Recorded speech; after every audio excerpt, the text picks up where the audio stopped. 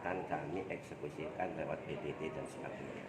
Yang jelas bahwa kabupaten karena melihat masih di waktu tanggap darurat, termasuk kemarin yang Sungai Apur Luntung kita perpanjang 2 bulan, berbeda dengan di desa-desa yang lain. Di desa yang lain cuma 2 minggu, 2 minggu, 2 minggu. Artinya disesuaikan dengan kondisi lapangan. Secara umum memang ada penambahan yang cukup signifikan karena ada kejadian alam ini. Jadi jumlah yang ringan sebenarnya nggak terlalu berat, tetapi ketika ada puting beliung, ada banjir, ada angin kencang dan sebagainya, maka otomatis hal itu bertambah. Oleh karena itu ini sekarang masih didata, yang jelas bahwa kabupaten berusaha seminimal mungkin untuk memberikan prioritas bagi kerusakan yang berat dan sebagainya.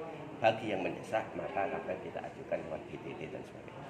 Terus terkait bonus atlet yang belum cair, Wah itu kalau ini sama Disporapar ya, teknis banget itu, bukan bupati itu. Gus tanggapan terkait